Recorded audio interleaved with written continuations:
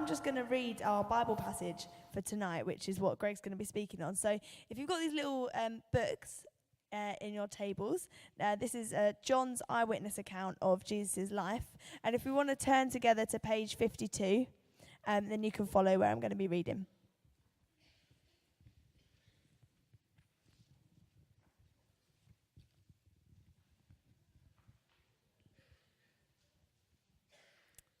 So that's chapter 18, starting at verse 28. Then the Jews led Jesus from Caiaphas to the palace of the Roman governor. By now it was early morning, and to avoid ceremonial uncleanliness, the Jews did not enter the palace. They wanted to be able to eat the Passover. So Pilate came out and said to them, "What charges are you bringing against this man?" "If he were not a criminal," they replied, "we would not have handed him over to you." Pilate said, "Take him yourselves and judge him by your own law." "But we have no right to execute anyone," the Jews objected. This happened so that the words of Jesus that he'd spoken, indicating the kind of death he was going to die, would be fulfilled.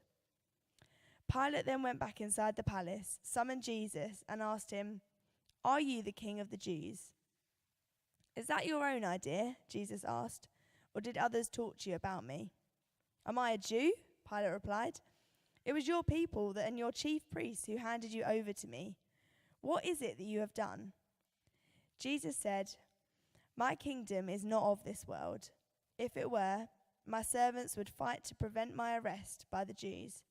But now my kingdom is from another place." "You are a king then," said Pilate. Jesus answered, "You are right in saying I'm a king. In fact, for this reason I was born, and for this reason I came into the world, to testify to the truth. Everyone on the side of truth listens to me." "What is truth?" Pilate asked. With this, he went out again to the Jews and said, "I find no basis for a charge against him. But it is your custom for me to release to you one prisoner at the time of the Passover. Do you want me to release this king of the Jews?" They shouted, "No, not him. Give us Barabbas." Now Barabbas had taken part in a rebellion. Thank you. I got a letter back in April last year, a kind of letter you really don't want to receive. It was a summons to jury service. Any of you here done jury service? Yeah, a couple of you. Yeah, it's pretty rare when you're a student to get called. And I thought I could get away with not doing it, so I wrote back to them saying it just wasn't convenient because I had some stuff happening in the weeks they wanted me to go. And I got another letter back saying, "Fine, when are you free? You've got to do it." And by the way, that's what you've got to do. You have to turn up to jury service. And so then I booked in some dates in December, just gone. And to be honest, I wasn't massively looking forward to it. It was an irritation. It was in the way, in my diary. But you have to do it. And so on the day that it started, I turned up at the right place at the right time, and in we went. And to be honest, it was an extraordinary experience to be in court, to be part of the judicial process that we have in this country. And the first day, we got called into a case, and you go in, there was 15 of us went in, and 12 of you get to be on the jury, and they randomly select who is going to be. And I was really disappointed because I didn't get selected. I was one of the 3 that got kind of kicked out. I thought, I'm going to miss out. But the next day, I did get selected and went in to the jury box, and you do your swearing in, and you get told how things are going to work. And the case we had was a serious assault case in the Crown Court. And the whole process, the whole time, the 8 days of the case, was a real learning curve for me. Not just about our judicial process, but how people think and how people view the topic that we are looking at tonight, truth. You see, we were told by the judge that we had to assess the evidence that was going to be placed before us, that was going to be discussed about whether the guy who was in the dock was guilty. Is it true beyond reasonable doubt that he did what is being said that he did? And so we spent hours upon hours just listening and taking notes. And then we had time the 12 randomers who were there to discuss and to talk it through. And it was bizarre, really. We sat in this room, and trying to work out why people made decisions they did was quite a good human exercise. So here we are, sat around the table, and everybody's asked to give their initial opinions and why they have this opinion. We've heard 5 full days of evidence. First lady steps up and she says, do you know what? I live relatively close to where this guy's from, so I'm just going to go not guilty. Don't really care about the evidence, just in case I bump into him on the street. Oh, right. Next person. I hate the police. Okay. What's that got to do with what we're doing? I just don't like the police. I'm going not guilty. And as we went round the table, people were making their decisions on the future of this person in the dock, not necessarily on the evidence before them or anything like that, but on just their opinions on how they felt and really what they wanted to get out of it. One of the guys was like, well, do you know what? I actually get paid more being here than I do in my job, so if we could keep this going for a bit, that would be really useful. Now, the judge wanted a unanimous verdict. You're sitting there going, oh no, this is going to take forever. How are we going to get to a point where we come to a conclusion? The topic we're looking at tonight is truth. And it's an interesting topic because we're so conditioned nowadays to think there is no such thing as truth. When somebody says, I am telling you the truth, our default response is, no, he's not. The election's coming up, isn't it? We'll hear claims about truth and the right way all the time. And our default response, perhaps fed to us by the media, is it true or not? Maybe true for them, but is it really true? Truth is relative, isn't it? And so we've become socially conditioned to thinking that truth is just personal opinion. Just like us sitting around in that jury room, just have your opinion. Don't base it on that much. And it doesn't really matter. You're entitled to your own opinion, and that's enough. What we're doing here in the evenings is we're looking at this guy, Jesus.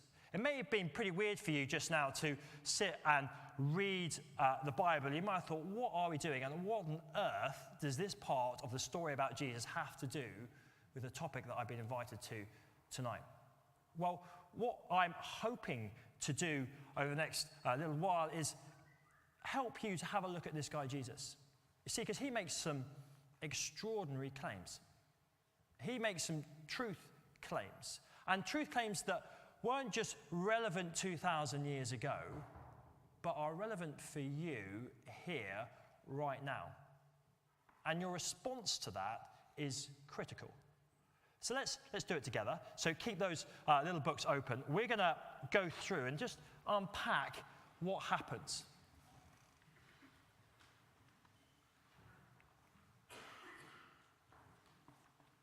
So the little numbers, 28 is where we were, where we started. And here's the story. Jesus here has been arrested.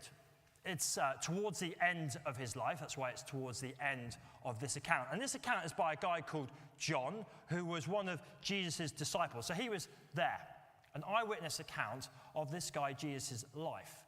And we picked the story up at the beginning of the week, right at the end of the story. And the Jewish leaders, the religious leaders of the time who had a lot of authority in their society, have arrested Jesus for a particular reason.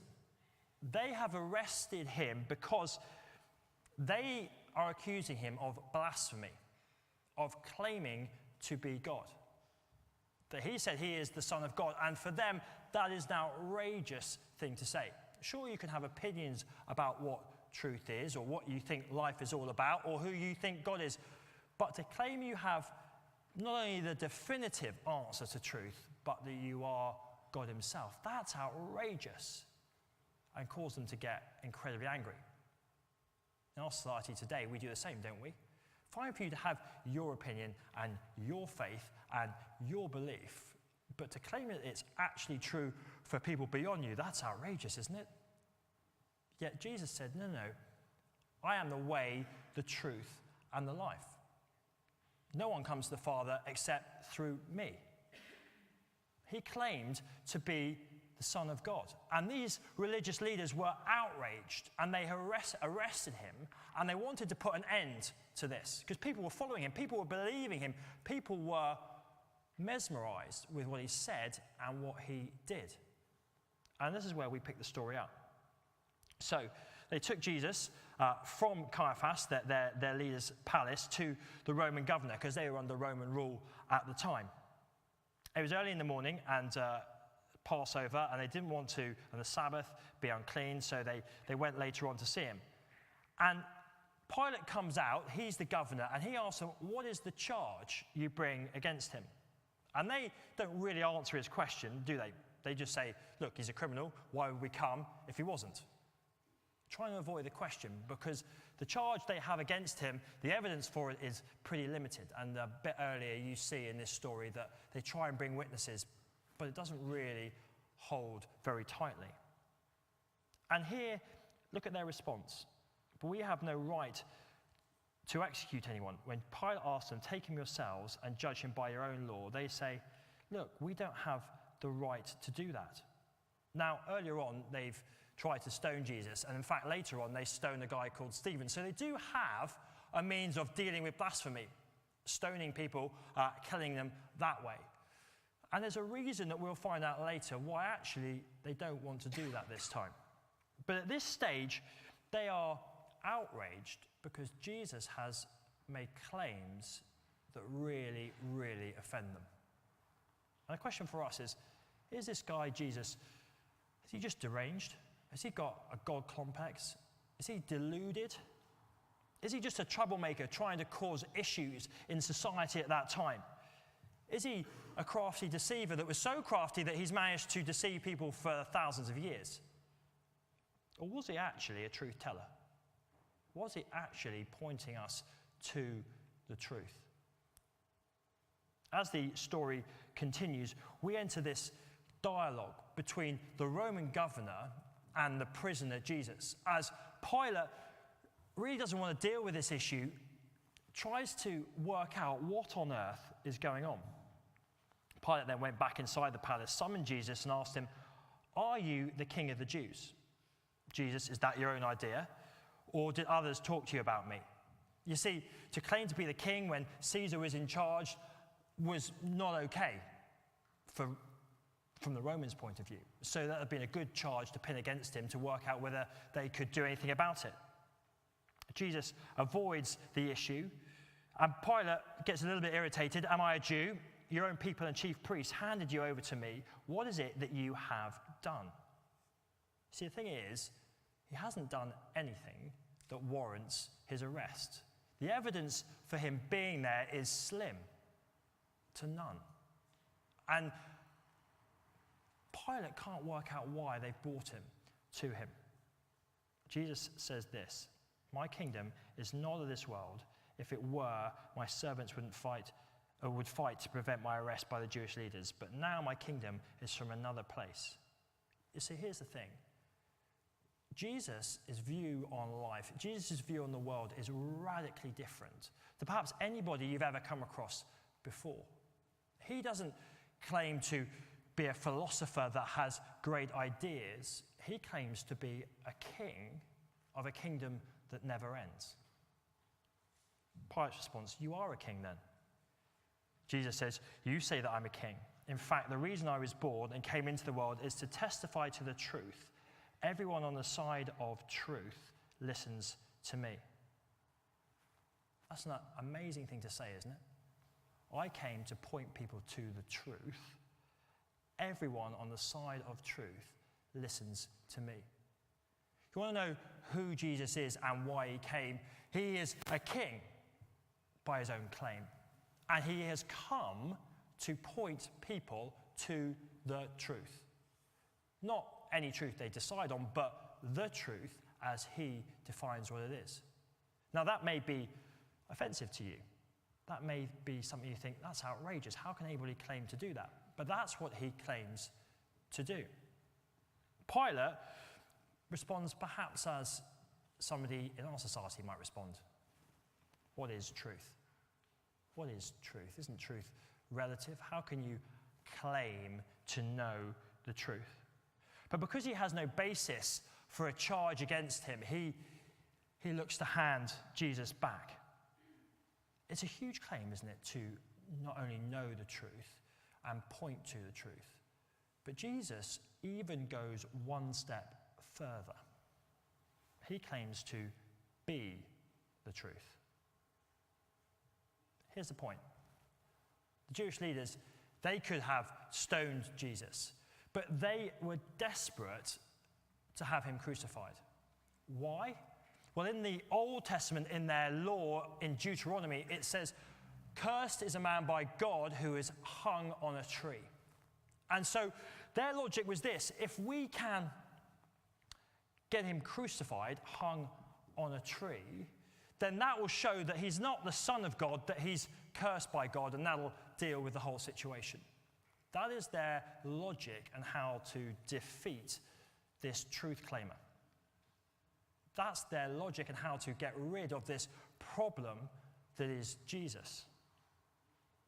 But you see, Jesus didn't defend himself. Jesus willingly went to the cross. And the question for us is, why? There were two brothers a while ago in New York, and they had come from a country town, and they traveled to New York, and they wanted to, I guess, make a better life for themselves, and they thought the city was a place to do that. And they approached life quite differently to each other. One got really stuck in to a job, couple of jobs, worked hard during the day and during the night, trying to earn enough to earn a living. His brother, on the other hand, got caught up in a gang. And he got further and further involved in this gang, until one day things went horribly wrong. The gang got into a fight with a rival gang with knives and machetes, and he got involved, and he ended up killing somebody. And he came home just in a state, covered in blood, ran into the house and said to his brother, "I can't believe what I've done. What am I going to do?" Desperation. His brother said, "Take off your clothes where you stand. Go upstairs and wash yourself."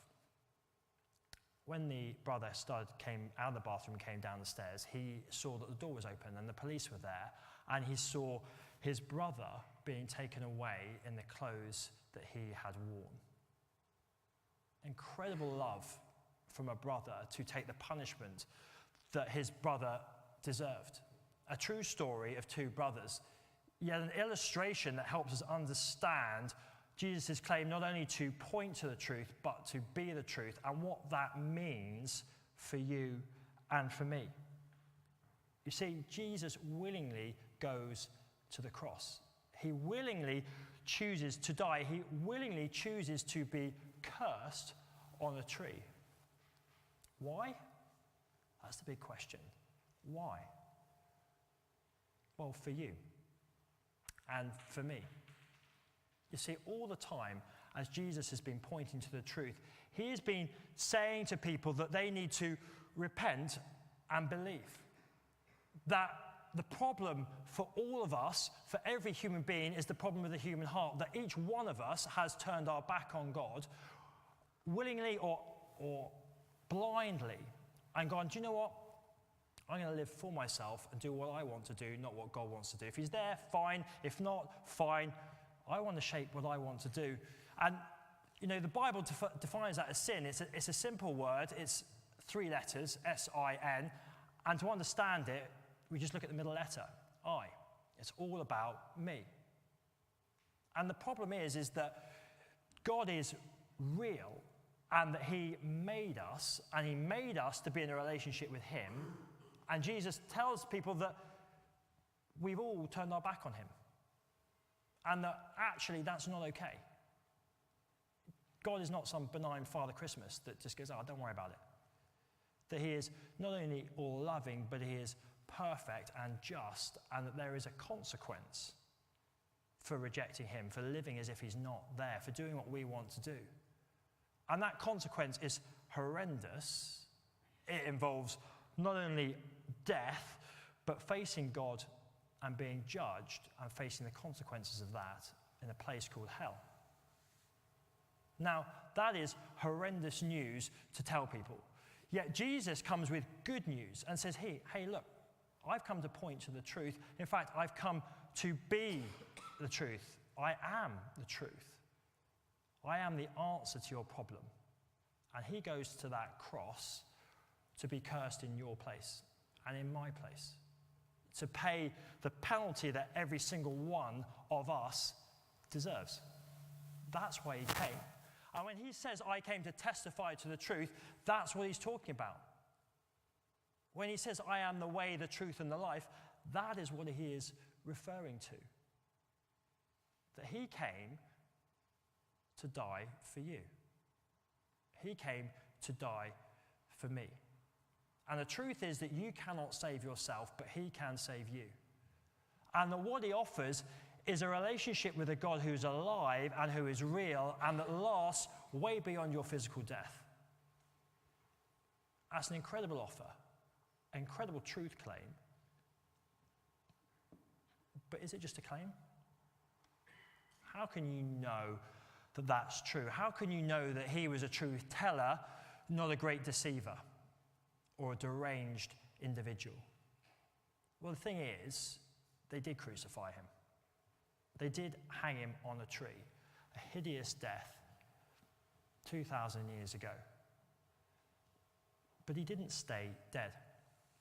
3 days later, he rose from the dead, proving that his death has done what he said it would, that his death has paid for our sin, for our rejection of God, proving that he was who he said he was, proving that there is life after our physical death, proving that we can know God personally now and forever. The question for you tonight is, have you examined the evidence of that? Have you yourself looked at who Jesus is and gone, great deceiver or truth teller? Because if he is telling the truth, it is the greatest news in the world, and it radically changes everything. Because if it is true, you can know God himself. You can be sure of where you're going. Fear of death disappears. Shape in what life looks like and why you're here and what the purpose of your existence is becomes crystal clear.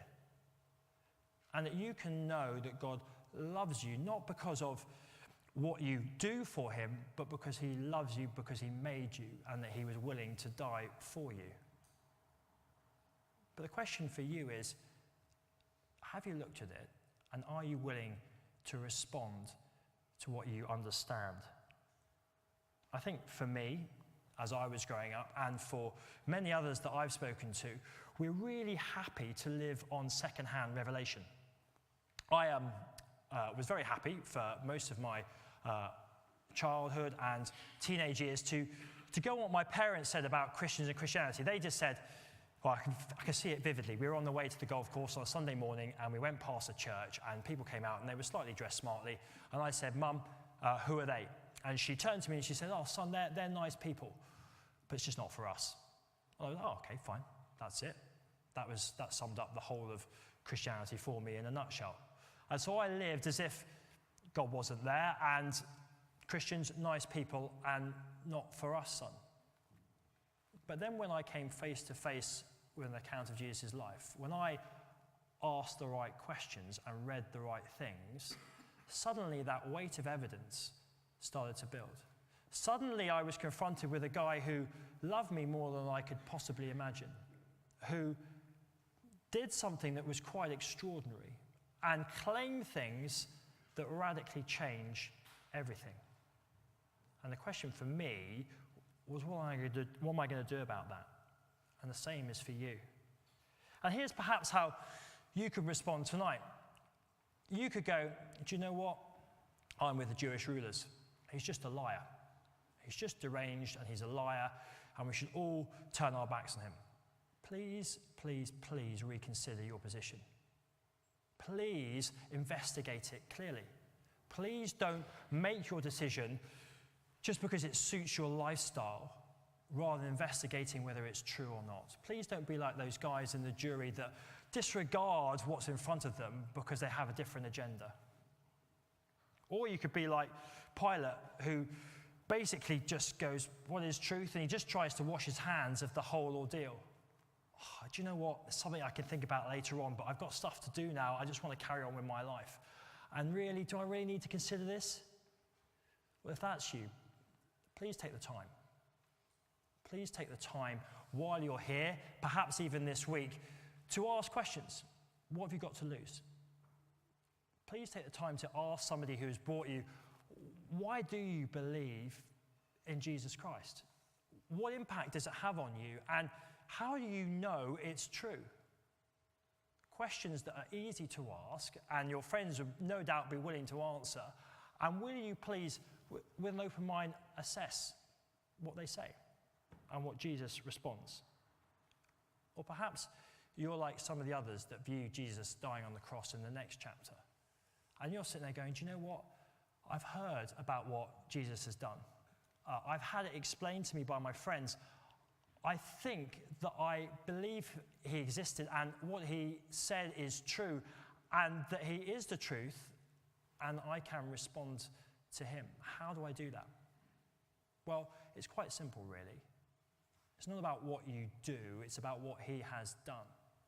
And for us, it is to do what he called us to do, which is to repent, which is to turn away from our position before and turn towards him. To recognize that we've lived without God and against him and turn to him and say we're sorry. It is to believe in Jesus' death on the cross as payment for your rejection of God. And to say, hey, look, thank you. Thank you for what you've done. Please accept my thanks and my apology and come into my life. Please be my Lord and my Saviour. So what are you going to do with what you've heard? Please do take the opportunity to chat around your tables. We're going to have tea and coffee and perhaps biscuits and stuff. And there's no need to rush away. But please do take the opportunity tonight to really think through what you think and why you think it. Because if this is true, it is the most amazing truth there could possibly be. What I'm going to do is I'm just going to say a prayer. Now, for some of you, that is incredibly odd, and I understand that, and you might want to just turn off at this point.